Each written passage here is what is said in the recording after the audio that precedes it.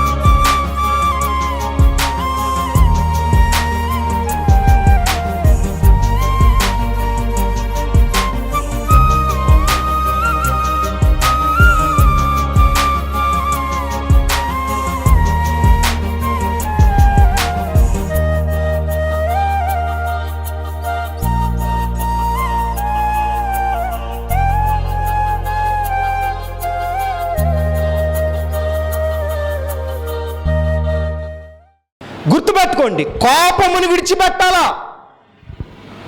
అంటే అర్థం ఏంటి? నీలో ఉన్న కోపాన్ని సిలివేసేయాలి. ఎవరైనా ఒక మాట అంటే భరించలేకపోవడం, సేవకుడు గద్దిస్తే భరించలేకపోవడం, కుటుంబస్తులు ఒక మాట అంటే భరించలేకపోవడం, తోటి సంఘంలో ఒక మాట అంటే తగ్గించుకోలేకపోవడం. అప్పుడు కూడా నీ కోపం వస్తుంది అంటే ఇంకా నీ కోపాన్ని నువ్వేం చేయలే, చంపి పాతలా దాచావు. సందర్భాన్ని బయటకు తీసుకొస్తున్నావు. చంపింది దాచావు, బయటకు తీసుకొచ్చావు అంటే నువ్వు దెయ్యాను అని అర్థం. ఇప్పుడు యేసయ్య గురించి రాయబడిన మాట ఏంటో తెలుసా? ఆయన సుందరుడు, అతి ఏమైపోయిందండి కోపం ఆయన హేళన చేస్తుంటే. నువ్వు నిజంగా యూదుల రాజ్యం అయితే నువ్వు రక్షించుకుని మమ్మల్ని కూడా కోపం వచ్చిందా? తండ్రి వీరు ఏమి చేయుచున్నారో నేను క్షమించు ప్రభువా అని అన్నాడు. చాలామంది హేళన చేస్తుంటే తగ్గించుకున్నాడు ఆయన, అవమానకరంగా మాట్లాడితే తగ్గించుకున్నాడు ఆయన. ఇప్పుడు బాగా గుర్తుపెట్టుకోండి, నిన్ను ఎవరైనా ఒక మాట తగ్గించి మాట్లాడితే నీకు కోపం వస్తుందా, నార్మల్గా ఉంటున్నావా? ఒకవేళ నిజంగా వచ్చినా అలా కామ్గా ఉండి చక్కగా ప్రార్థన చేసుకుని, ప్రభువా అన్ని విషయాల్లో నాకు నిగ్రహ శక్తిని ప్రభు అని ప్రార్థన చేసుకుంటున్నావా? కళ్ళు దాగిన కోతిలాగా ఎగురుతారు కొంతమంది, తెలుసా మీకు? కళ్ళు దాగిన కోతి ఏం చేస్తుందంట? ఎగురుతూ ఉంటారు. కొంతమంది అలా ఎగురుతూ ఉంటారండి. ఎగురా ఉంటే నీళ్ళ ఆత్మీయత ఎక్కడ ఉంది? కోపము లేని వారై అనుంది. ఖచ్చితంగా కోపం లేని వారై, సంశయం లేని వారై ఉండాలి. కోపాన్ని ప్రదర్శించడానికి వెళ్ళని గుర్తుపెట్టుకోండి, కోపం కలిగిన భర్త ఇంట్లో ఉంటే కుటుంబం దరిద్రంగా ఉంటుంది. కోపం ఉన్న భర్త, కోపం ఉన్న భార్య కుటుంబాల్లో ఉంటే ఆ కుటుంబంలో మనశ్శాంతి ఉండదు. నువ్వు ఇంట్లో ఉంటే నీ భర్త సంతోషించాలా, నీ భార్య సంతోషించాలా, నీ బిడ్డలు సంతోషించాలా. మా నాన్న ఎప్పుడు వెళ్ళిపోతాడు రా అనుకునేలాగా ఉండకూడదు. ఒకడు ఉంటాడు ఇంటికి వచ్చాడంటే పిల్లల దగ్గర కూడా ముచ్చిమోహం వేసి తిరుగుతాడు. ఆ పిల్లోడు అనుకుంటాడు మా డాడీ ఎప్పుడు వెళ్ళిపోతాడు దరిద్రుడు అనుకుంటుంది. మరి ఇంటికి వచ్చావంటే అబ్బా మా డాడీ ఎప్పుడు వస్తాడు, మా డాడీతో ఎప్పుడు సరదాగా ఆడుకోండి, ఆ టైప్లో ఉండాలి. కానీ కోప్పడే టైంలో మాత్రమే కోప్పడాలి. 24 గంటల కోప్పడేవాడు ఉంటాడు ఒక్కొక్కడు. పిల్లలతో ఎప్పుడైనా సరదాగా ఉండాలి వద్దా? కొంతమంది బార్డర్ వేసుకుని ఉంటారు. నువ్వు ఎంత పెద్ద మనిషి అయినా పిల్లలతో పిల్లల్లా ఉండాలా, అంతే కదండి. అప్పుడు వాళ్ళు హ్యాపీగా ఉంటారు. అంతేగాని నేను పెద్ద మనిషిని నేను పిల్లలతో ఆడను అంటే మా డాడీ వేస్ట్ అనుకుంటాడు. అంతే కదండి. అంటే తండ్రి ఎంత గొప్పోడైనా తన కోపాన్ని, తన హోదాను ఇంటి గడప బయట విడిచిపెట్టి ఇంట్లోకి వచ్చిన తర్వాత బిడ్డలతో చిన్న పిల్లల మాదిరిగా కలిసిపోవాలి. ఆలోచించండి, ఎందుకు యేసు ప్రభు సుందరుడు అని అంటే పరలోక సింహాసనాన్ని విడిచిపెట్టాడు. భూమి మీదకి వచ్చినప్పుడు మనుషులతో ఏమయ్యాడు? నేను దేవుణ్ణి స్పెషల్గా ఉంటా అన్నాడాయన. మనుషులతో కలిసిపోయాడు ఆయన. ఎవరితో కలిసిపోయాడు?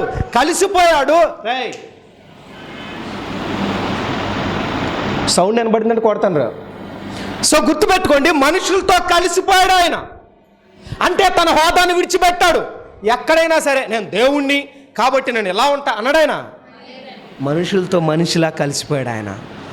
అంటే పురుషులు గుర్తుపెట్టుకోవాల్సిన విషయం ఏంటంటే నువ్వు రాజకీయ నాయకుడు అవ్వచ్చు, ఎమ్మెల్యే అవ్వచ్చు, ఎంపీ అవ్వచ్చు, మినిస్టర్ అవ్వచ్చు, గొప్ప సేవకుడు అవ్వచ్చు, గొప్ప నాయకుడు అయి ఉండొచ్చు, గొప్ప ఉన్నతమైన పరిస్థితులు కలగొండొచ్చు.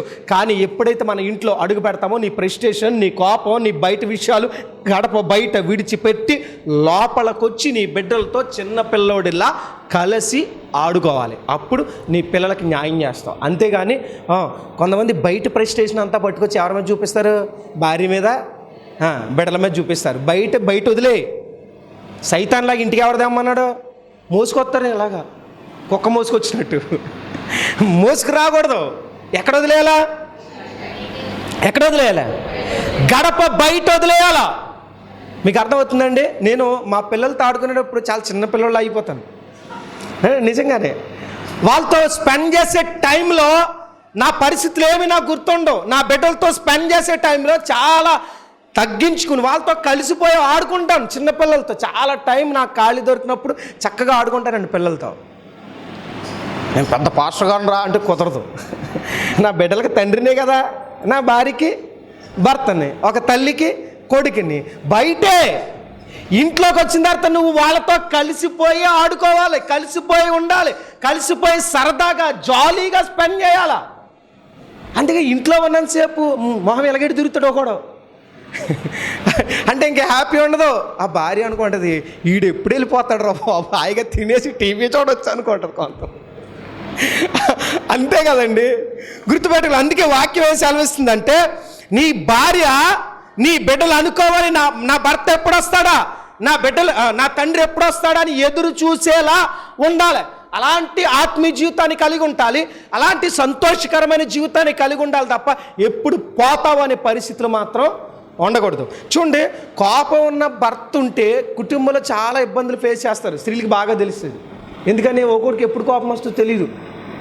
తక్కువ వేస్తే ఎందుకు తక్కువ వేసామని కొడతాడు, ఎక్కువ వేస్తే ఎందుకు ఉప్పు ఎక్కువ వేసామని కొడతాడు. కారం తగ్గింది అనుకోండి, ఇవాళ ఎందుకు తగ్గిందని కొడతాడు. ఎక్కువైందంటే ఎక్కువ వేసామని కొడతాడు. ఇంకెలా కొంటారా నీకు అనుకుంటుంది ఆవిడ. అర్థంగా నిజమే కదా. ఆలోచన చిన్న చిన్న విషయాలే పెద్ద గొడవలు అవసరం లేదండి. నేను ఎప్పుడు చెప్తా ఉంటాను, చిన్న విషయాలు చాలు. అందుకని పురుషులు ఏం చేయాలంటే కోపము లేని వారై ఎలా ఉండాలి? కోపము లేని అంటే చిన్నవాటికి పెద్దవాటికి ఏం పడకూడదు? కోపము పడకూడదు. కొన్నిసార్లు తగ్గించుకోవాలి. ఒకసారి భార్యకు కోపం వచ్చినప్పుడు భర్తలు కొన్నిసార్లు బ్రతిమాలాడాలి, తప్పేం లేదు. కొంతమంది నేను బ్రతిమాలను అంట. అప్పుడప్పుడు స్త్రీలకి ఎలా ఉంటుందంటే సహజమైన లక్షణం దేవుడు ఇచ్చాడు, మరి దాన్ని మనం ఏం చేయలేం కదా. స్త్రీలకు ఉన్న సహజమైన లక్షణం ఏంటంటే మా ఆయన నన్ను బ్రతిమాలితే బాగుండు అనుకుంటారండి. మీరు అనుకోవట్లేదా? మేము అనుకుంటున్నా కానీ దరిద్రులు రావట్లేదు అనుకుంటారు కొంతమంది కదా.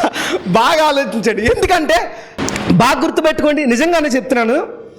సహజంగా స్త్రీలకు అది లక్షణం. బొంగమూతి పెట్టడం, సనగడం, అలగడం, అలిగేసి మంచం ఎక్కేయడం, ఇవన్నీ మీ లక్షణమే, తప్పేం లేదు. కానీ పురుషుడు ఏం చేయాలా? కోపాన్ని పక్కన పెట్టి, తన హోదాన్ని పక్కన పెట్టి భార్యని బ్రతిమాలాలి అప్పుడప్పుడు. ఇప్పుడు అలాగంటే రోజు మంచం ఎక్కి కూర్చోకండి. ఇప్పుడు నిన్న శ్యాంపాస్టర్ గారు చెప్పారని ఇప్పుడు రోజు బ్రతిమలాడితే దరిద్రంగా ఉంటుంది. ఎప్పుడైనా బిర్యానీ తింటే సంతోషంగా ఉంటుంది, రోజు బిర్యానీ తింటే మొహం వస్తుంది. అర్థమైందా? కాబట్టి అప్పుడప్పుడు ఇవి నేను మళ్ళీ చెప్తున్న కుటుంబ జీవితంలో ఇలాంటి చిన్న సరదాలు, చిన్న అలకలు, బ్రతిమాలడాలు, చిన్న సరదాలు, సంతోషాలు ఉంటేనే దాన్ని ఏమంటా అంటే కుటుంబము, ఫ్యామిలీ అంటారు. ఏమీ లేకుండా ఎప్పుడు ఒకేలా ఉంటే దరిద్రం అది. అప్పుడప్పుడు గొడవ పడాలా, అప్పుడప్పుడు అలగాల, అప్పుడప్పుడు బ్రతిమాలించుకోవాలా, అప్పుడప్పుడు మీరు కూడా ఏం చేయాలా చెప్పండి. అలవాట్లేదు అన్నట్టు చూస్తున్నారు మీరు కూడా ఏం చేయాలా? తగ్గి బ్రతిమాలాలి. బ్రతిమాలినప్పుడు ఆటోమేటిక్గా సంసారం అనేది బాగుంటుంది. అంతేకాకుండా ఎప్పుడు ఒకే పందాలో వెళ్ళిపోవడం, అంటే ఎప్పుడు అలా పెట్టుకుని ఏదో కాపురం చేస్తున్నాం అంతేలే అన్నట్టు ఉండకూడదు. అలా ఉండడం అది కరెక్ట్ కాదండి. చిన్న సంతోషాలు ఉండాలి, స్పాంటిన్యూస్గా మాట్లాడుకోవాలి, సరదాగా మాట్లాడుకోవాలి. ఎందుకు ఈ మాట చెప్తున్నాను తెలుసా? కుటుంబాలు ఈ రోజున విచ్ఛిన్నమైపోతున్నాయి. సరదాగా ఈ మాటలు చెప్పట్లా. మాకు వచ్చే ఫోన్ కాల్స్లో 90% మా ఆయన తాగేసి ఇబ్బంది పెడతాడనే విషయాలు ఒకటి. రెండోది, మాకు వచ్చే ఎక్కువ సమస్యలు ఏంటో తెలుసా? మా ఆయన అక్రమ సంబంధాలు పెట్టుకున్నాడండి. ఇవే ఎక్కువ వస్తున్నాయి. నిజమే కదా? అదిగో ఆయనే కదా ఫోన్ కాల్స్ అటెండ్ చేస్తున్నారు. అడగండి.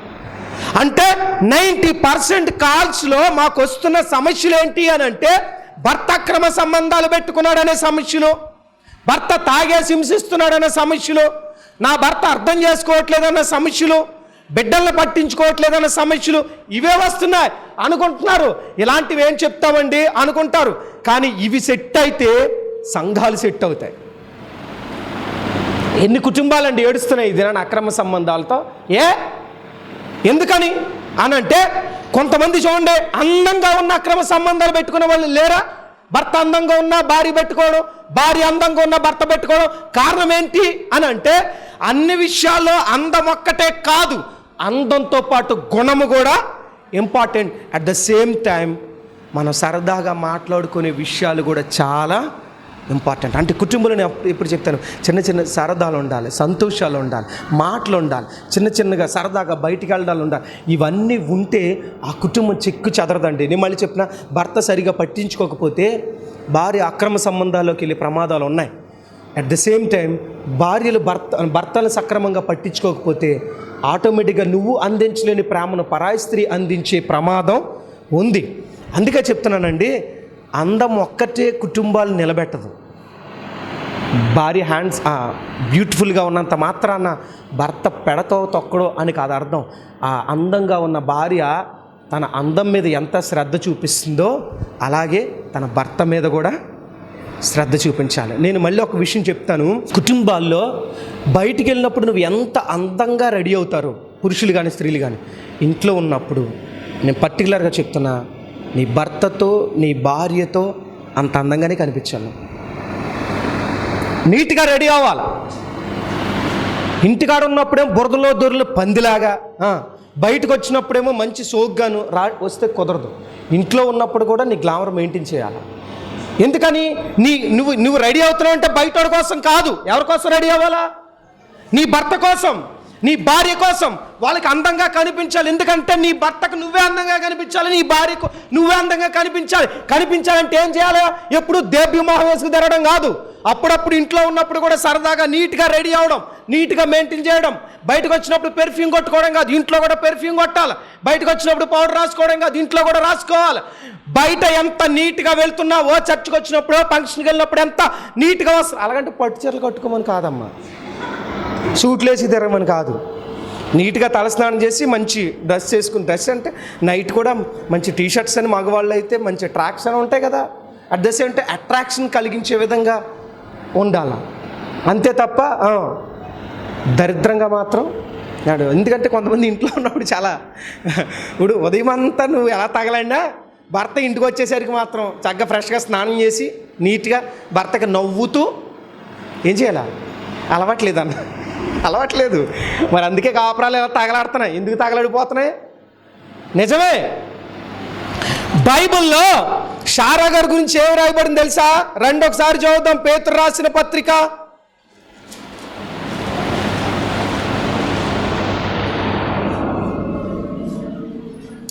1వ పత్రిక 2వ అధ్యాయం. మొదటి నుంచి చదవండి ఒకసారి. 3వ అధ్యాయం, 1వ పత్రిక 3వ అధ్యాయం. అటువలే స్త్రీలారా, మీరు మీ స్వపురుషులకు లోబడి ఉండుడి. అందువలన వారిలో ఎవరైనాను వాక్యమునికి అవిధేయులైతే వారు భయముతో కూడిన మీ పవిత్ర ప్రవర్తన చూచి వాక్యము లేకుండానే తమ భార్యల నడవడి వలన రాబట్టబడవచ్చును. జడలల్లుకునుటయు, బంగారు నగలు పెట్టుకున్నటయు, వస్త్రములు ధరించుకున్నటయను, వెలుపట అలంకారము మీకు అలంకారముగా ఉండక సాధువైనట్టు మృదువైనట్టునైన గుణమును అక్షయ అలంకారము గల మీ హృదయపు అంతరంగ స్వభావము మీకు అలంకారముగా ఉండవలెను. అది దేవుని దృష్టికి అటువలే పూర్వము దేవుని ఆశ్రయించిన పరిశుద్ధ స్త్రీలను తమ స్వపురుషులకు లోబడి ఉండటి చేత తమను తాము అలంకరించుకునేది. ఆ ప్రకారము శారా అబ్రహామును యజమానుడని పిలుచుచు అతనికి లోబడి ఉండెను. మీరును యోగ్యముగా నడుచుకొనుచు ఏ భయమునకు బెదరకయున్న ఎడల ఆమెకు ఎవరికి పిల్లలు అవుతారంట? అంటే అర్థం ఏంటి అని అంటే ఆమె పవిత్రమైన ప్రవర్తన అబ్రహాముని అట్రాక్ట్ చేసింది. అంటే నువ్వు ఎలాగైతే పై అలంకరణ మీద దృష్టి పెడతావో పై అలంకరణ కంటే గొప్పగా నీ హృదయం అంటే గుణమనే అక్షయ అలంకారంపై ఏం పెట్టాలా? దృష్టి పెట్టాలి. ఏం పెట్టాలి చెప్పండి? అంటే అర్థం ఏంటంటే కొంతమంది పై దృష్టి పెడతారు, మరి హృదయం కూడా మారాలిగా. అంటే నీ మాట తీరు మారాలా? మగవాళ్ళైనా సరే, మగవాళ్ళకి ఆడవాళ్ళు కూడా ఇది చెప్తున్నా, మన పై అలంకరణ ఒకటే కాదు, హృదయ అలంకరణ కూడా మార్చుకోవాలి. ఏం చేయాలి? గుణమును అక్షయ అలంకారం అన్నాడు. అక్షయ అలంకారం అంటే అర్థం తెలుసా? తెలీదా? క్షయము కానిది అంటే నాశనము కానిది. ఏం కానిది? ఇప్పుడు మంచి దుస్తులు ధరించుకుంటాం, కొంతకాలం నాశనం అయిపోతాయిగా. ఆఖరికి ఇంకా చెప్పాలంటే మన ఫెయిర్నెస్ కానీ లేదా మన బ్యూటీ కానీ అది కూడా కొంతకాలానికి ఏమైపోద్ది? క్షయం అయిపోద్ది. ఇప్పుడు వయసు దాటే కొద్దీ మన గ్లామర్ ఏమవుతూ ఉంటుంది? తగ్గుతూ వస్తూ ఉంటుంది కదా. ఇప్పుడు ఎంగేజ్లో ఉన్నంత అందంగా వయసు పెరిగే కొద్ది ఉంటామా? ఉండం. అంటే క్షయం అయిపోద్ది. అది ఏమైపోద్ది చెప్పండి? కానీ అక్షయ అలంకారం అంటే క్షయం కానిది. అంటే నువ్వు ఏ వయసు వచ్చినా వృద్ధాప్యం వచ్చినా సరే నీ గుణం మంచిదైతే అది ఎప్పటికీ ఏమవుదట? క్షయము కాదు. ఆ గుణం కనుక ఒక్కసారి నచ్చితే ఆ మనిషిని వదులుకోలేరండి. ఇది నిజం. గుణం నచ్చాలి. ఏం నచ్చాలా? గట్టిగా చెప్పాలి. అంటే మనకి ఏముండాలా? చాలామందికి ఏముండట్లా? గుణం ఉండట్లా. కానీ షారా గారికి ఏముందంట? గుణం ఉంది. మరి అబ్రాం గారికి కూడా గుణం ఉంది. మరి ఇద్దరికీ ఉంది. మన ఆత్మీయ జీవితాల్లో కూడా ఇద్దరిలో కూడా ఏముండాలా? గుణం ఉండాలా. ఈ రోజులో ఒకరు బాగుంటే ఇంకొకరు బాగుంట్లా, భర్త బాగుంటే భార్య బాగుంట్లా, భార్య బాగుంటే భర్త బాగుంట్లా.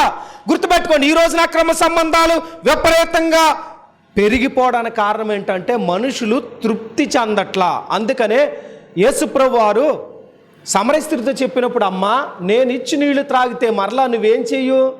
దప్పికొనవు అన్నాడు. అంటే అర్థమేంటి తెలుసా? మళ్ళా దప్పికొనడం అంటే ఇప్పుడు పాపం ఒక్కసారి చేద్దామనుకుని ఆగిపోతారా? ఆగరు. సిగరెట్ ఒకసారి తాగేసి రుచి చూద్దాం అనుకున్నవాడు అక్కడ తాగుతాడా? పెట్లు లేపేస్తాడు. తర్వాత జస్ట్ కొంచెం మందు తాగుతాం, దాని టేస్ట్ ఎలా ఉంటుందో చూద్దాం అనుకున్నవాడు ఆగుతాడా? ఈరోజు పార్టీయే అని తాగుతాడు, తర్వాత ఇంకా తాగుతానే. అంటే పాపం మనిషికి తృప్తిని ఇస్తుందా? ఇవ్వదండి. అంటే పాపం పెరుగుతూనే ఉంటుంది. పాపం ఏమవుతూ ఉంటుంది? పెరుగుతూనే ఉంటుంది. పెట్టి కాల్చేవాడు 2 పెట్లు కాలుస్తాడు, 3 పెట్లు కాలుస్తాడు. పాపం పెరుగుతూనే ఉంటుంది. ఈ పెట్టుతో ఆగిపోతామని ఉండదు. సినిమా చూసి వాడు ఈ సినిమాతో ఆగిపోతామని ఉండదు. అంటే పాపం మనిషికి తృప్తిని ఎన్నిసార్లు ఇక్కడితో ఆపేద్దాం అనుకుని మరలా చేసి ఉంటాం. తృప్తి ఇస్తుందా? ఇవ్వదు. అదే గుణం ఉంటే అది చచ్చే వరకు ఉంటుంది. ఎప్పటి వరకు ఉంటుందండి? అంటే నీలో గుణం మంచిదైతే, బైబిల్లో ఏమో తెలుసా? గుణవతి అయిన భార్య దొరుకుట అరుదోనంది. అలాగే గుణవంతుడైన భర్త దొరకడం కూడా అరుదే. అర్థమైందా?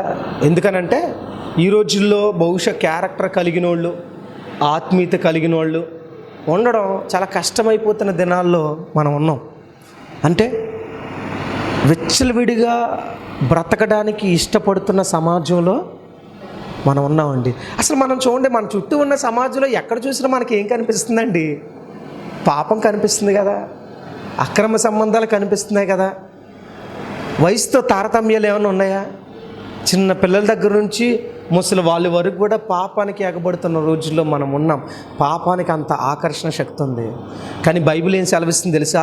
ఒక్కసారి నువ్వు దేవునికి ఆకర్షితుడివైతే మరలా పాపం నిన్ను ఆకర్షించే అవకాశమే లేదు. అంటే దేవునికి నువ్వు కనెక్ట్ అవ్వాలా. ఇంకా ఇప్పుడు నా భార్య నాకు బాగా ఇష్టమయ్యి నాకు నచ్చినట్టుండి నా అభిష్టాన్ని నెరవేర్చే భార్య అయితే నేను ఇంకొకళ్ళ వైపు చూడడానికి ఆస్కారం ఉంటుందా? ఉండదు కదా. నీ భర్తని నెత్తిన పెట్టుకుని చూసుకునేవాడైతే, నిన్ను బాగా ప్రేమించే వ్యక్తి అయితే మరొక వైపు నీ ఆలోచన ఎందుకు వెళ్తుంది? వెళ్ళదు కదా. అంటే ప్రాబ్లం ఎక్కడ వస్తుంది అంటే ఇద్దరిలోనూ ఎక్కడో ఎవరి దగ్గర ప్రాబ్లం ఉంది. నేను మళ్ళీ చెప్తున్నాను, పురుషులారా మీ భార్యలను ఏం చేయమని ఉంది? ప్రేమించండి. స్త్రీలారా మీ భర్తలకు లోబడి ఉండండి అని ఉందంటే ఈ రెండు జరగాల. ఈ రెండు ఎప్పుడైతే జరుగుతాయో కుటుంబాలు బాగుపడతాయి. కుటుంబాలు బాగుపడితే సంఘాలు బాగుపడతాయి. సంఘాలు బాగుపడితే సమాజం బాగుపడుద్ది. సమాజం ఎప్పుడైతే బాగుపడదో పాపం ఆటోమేటిక్గా తగ్గిపోద్ది. బిల్లీ గ్రాహం గారు అమెరికా దేశంలో సువార్త ప్రకటిస్తే ఆయన సువార్త చేసిన కాలంలో వ్యభిచార శాతం చాలా తగ్గిపోయిందంట. అంటే అర్థమైంది తెలుసా? పాపం చేసేవారి సంఖ్య ఏమైందంట? తాగుబోతుల సంఖ్య తగ్గిపోయిందంట. స్మోక్ చేసేవాళ్ళ సంఖ్య తగ్గిపోయిందంట. అంటే ఆయన వాక్యం చెప్పినప్పుడు ప్రజలు ఎవరికి ఆకర్షితులయ్యారు? ఎవరికి? ఆయనలో ఉన్న సౌందర్యం నీకు అర్థమైతే ఆయనకు ఒక్కసారి నువ్వు ఆకర్షితురాలువైతే ఇంకొకళ్ళ వైపు నువ్వు, మరో పాపం వైపు నువ్వు చూడడానికి ఆస్కారం ఉండదు. అర్థమవుతుందా? ఆయన సుందరుడు, ఆయన ఆకర్షించే గుణం కలిగిన వాడు. మనల్ని ఆకర్షించి ఆయన గుణంతో, దేంతో చెప్పండి? అంటే ఆయన అందగాడు ప్లస్ గుణవంతుడు. ఎలాంటి వాడు చెప్పండి? ఇప్పుడు యోసేపు గురించి రాయబడినప్పుడు యోసేపు రూపవంతుడు, అలాగే ఆనందం. బైబిల్లో కొంతమంది గురించి మనం చదువుతున్నప్పుడు వాళ్ళ సౌందర్యం గురించి రాయబడద్ది, వాళ్ళ గుణం గురించి కూడా. ఇప్పుడు రెబ్కా చక్కనిది, అలాగే ఎస్తేరు చెప్పండి సౌందర్యవతి, అలాగే చూడండి. అంటే కొంతమంది గురించి పేర్లు చెప్పినప్పుడు ఆ అందంతో పాటు కింద ఏమి రాయబడి ఉంది? సరే, మీ పేరు రాసుకోండి ఒకసారి. నేనే ఫిల్ ఇన్ ద బ్లాంక్, మీరు ఫిల్ చేసుకోండి. మీ పేరు రాసుకోండి. సపోజ్ మీ పేరు Rebecca, Lydia, fill in the blank. మీరు ఫిల్ చేసుకుంటే మీ మనసులో అనుకోండి, మీరేం ఫిల్ చేసుకుంటారు? పైకి చెప్పొద్దు, లోపల ఫిల్ చేసుకోండి. పైకి ఫిల్ చేస్తే ప్రమాదాలు ఎదురవుతాయి కదా. బాగా గుర్తుపెట్టుకోండి. జనరల్గా ఒక స్త్రీ గురించి చెప్పినప్పుడు లేదా ఒక పురుషుడి గురించి చెప్పినప్పుడు వాళ్ళ గుణం గురించి కూడా అక్కడ నోట్ చేయబడింది. అంటే దేవుడు దేనికి విలువనిచ్చాడు? గుణానికి విలువనిచ్చాడు. కానీ మంచి భక్తులు వాళ్ళు సౌందర్యంగానే ఉన్నారు, గుణం కలిగి కూడా ఉన్నారు. ఒక్కొక్కరికి దేవుడు ఎందుకు సౌందర్యాన్ని ఇవ్వడు అని అంటే, కొంచెం సౌందర్యం ఇస్తే వాళ్ళ భూమి మీద ఆగరని. అంటే అర్థమైంది తెలుసా? ఒక్కొక్కరు కొంచెం బాగుంటే, అటు ఇటుగా ఉంటే ఇక పాపానికి అడ్డు ఆపు ఉండదు. అందుకే కొంతమందికి దేవుడు ఇవ్వడండి. మీరు ఎవరైనా చూడండి, కొంతమందికి ఇవ్వడం. కొంతమందికి ఇస్తే దాన్ని మిస్యూజ్ చేసుకుంటారు. ఎస్తేరు ఎక్కడ మిస్యూజ్ చేసుకోవాలా, యోసేపు ఎక్కడ మిస్యూజ్ చేయాల, రెబ్కా ఎక్కడ, షారా ఎక్కడ? ఆలోచించండి. బైబిల్లో గొప్పగా పిలువబడిన వారందరూ కూడా అందంతో పాటు ఏం కలిగి ఉన్నారు? వీళ్ళు ఏం కలిగి ఉన్నారండి?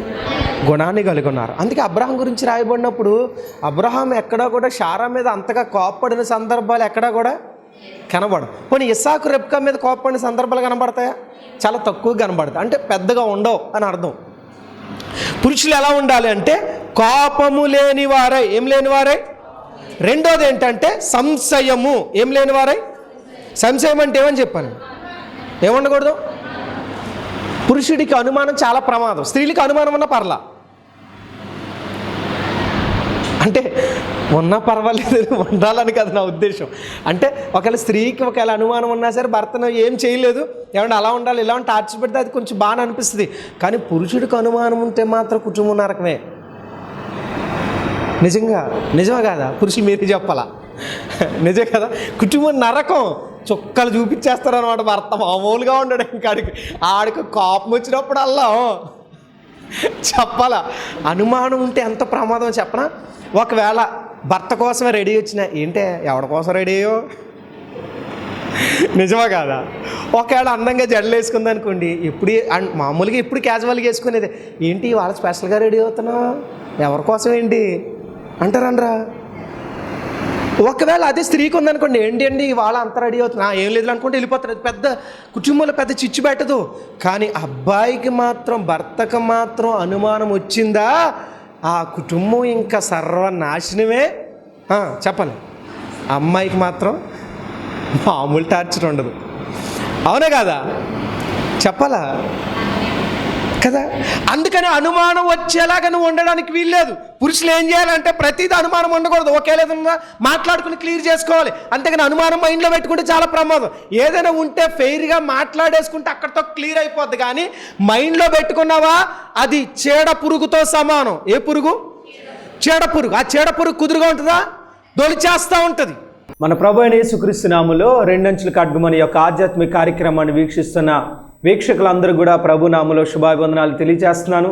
ఈ యొక్క ఆధ్యాత్మిక కార్యక్రమం మిమ్మల్ని ఎంతో బలపరుస్తుంది, ఎంతోమందిని మారుస్తుందని అనేక మంది సేవకులు మీరు చేస్తున్న ఫోన్స్ ద్వారా నేను దేవుణ్ణి ఎంతో స్తుతిస్తున్నాను, ఘనపరుస్తున్నాను. కనుక ఈ యొక్క ఆధ్యాత్మిక కార్యక్రమం ఇలాగే ఆగక కొనసాగాలి అని అంటే మీ యొక్క సహకారం ఎంతో అవసరం. కనుక ఎవరైనా ఈ యొక్క ఆధ్యాత్మిక కార్యక్రమాన్ని మేము బలపరుస్తామన్నా, దీనికి స్పాన్సర్ చేస్తాం అని ఎవరైనా మీ హృదయంలో ప్రేరేపించబడితే మాత్రమే ఈ కింద స్క్రోల్ అవుతున్న ఈ ఫోన్ నెంబర్లకు మీరు ఫోన్పే ద్వారా కానీ గూగుల్ పే ద్వారా కానీ మీరు మీ అమౌంట్ పంపించి స్క్రీన్ షాట్ నా వాట్సాప్ నెంబర్ కింద స్క్రోల్ అవుతుంది, దానికి మీ డీటెయిల్స్ మీ పూర్తి వివరాలు పంపించినట్లయితే ఖచ్చితంగా ఈ సువార్తలో మీరు పాలుభాగస్తులు అవుతారు. అనేక మందికి సువార్తను అందించిన వారు అవుతారు. కనుక ఈ ఆధ్యాత్మిక కార్యక్రమం ఆగక ఇలాగే కొనసాగాలని దినసేవకుడిగా నేను కోరుకుంటున్నా. మీరు కూడా కోరుకున్నట్లయితే ఖచ్చితంగా దీన్ని బలపరచండి, సహకరించండి. దేవుని ఆశీర్వాదాలు మీరు అందరూ పొందుకోవాలని ప్రేమపూర్వకంగా ఆహ్వానిస్తున్నాం. God bless you, God bless you all. ఈ యొక్క ఆధ్యాత్మిక కార్యక్రమంలో ఈ వాక్యం ద్వారా మీరు బలపడినట్లయితే ఈ కార్యక్రమాన్ని ప్రోత్సహించండి, బలపరచండి. అలాగే మీ సమస్యలు ఏమైనా తెలియచేయాలి అని ఆశపడితే ఈ స్క్రీన్పై స్క్రోల్ అవుతున్న నెంబర్లకు మీరు కాల్ చేయండి. అలాగే మీ ప్రార్థన అవసరాల కొరకు ప్రేయర్ చేయడానికి సేవకుడిగా నేను ఇప్పుడు సిద్ధంగా ఉన్నాను.